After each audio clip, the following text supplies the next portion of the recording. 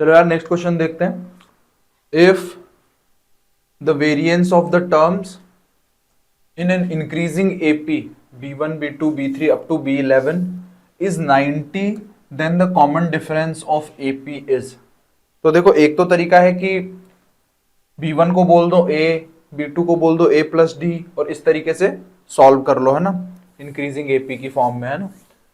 But और variance को जो है वो 90 के इक्वल कर दो। बट वहां पे पता है मतलब ऐसे समझो कि चलो मान लो कि वैसे ना करके हम एक काम करें कि ए सब में ऐड हो रखा है ना भाई, ये वाली टर्म जो है वो ए है, ये वाली टर्म जो है वो ए प्लस डी है, ये वाली टर्म ए प्लस 2D है, इस तरीके से चलती जा रही है ना 11 टर्म्स। तो अगर मैं बात करूं कि मैं इन टर्म्स का वेरिएंस निकालने की बजाय मैं ऐसे सोचूं कि मुझे इन टर्म्स का वेरिएंस नहीं निकालना है। बेसिकली अगर मैं सब में से ए सब्ट्रैक्ट कर दूंगा तो जो इनका वेरिएंस होगा वही उनका वेरिएंस होगा।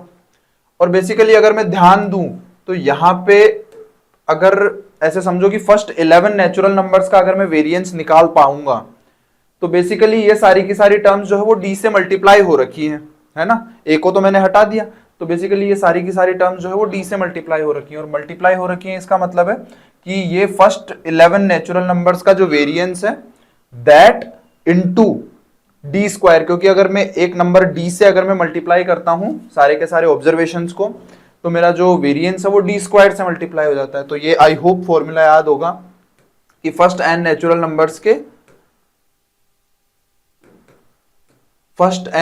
नंबर्स का जो वेरिएंस होता है वो ये होता है एन स्क्वायर माइनस 1/12। अब मैं अगर डी स्क्वायर से मल्टीप्लाई कर दूं तो ये कितना गिवन है हमें, ये 90 गिवन है।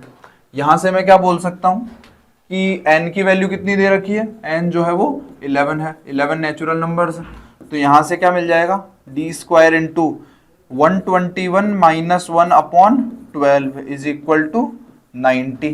तो यहां से ऊपर लिखा हुआ है 120 और नीचे लिखा हुआ है 12 और ये किसके इक्वल आ रहा है, 90 के इक्वल आ रहा है। तो यहां से मैंने कैंसिल कर दिया तो इधर से 10 बच गया, 10 को 0 से कैंसिल कर दिया। तो यहां से जो कॉमन डिफरेंस है वो +-3 के इक्वल आ रहा है। अब इंक्रीजिंग एपी है तो डी जो है वो 3 के ही इक्वल हो जाएगा, डी जो है वो 3 के इक्वल हो जाएगा। तो 3 जो है वो हमारा करेक्ट आंसर हो जाएगा, ठीक है।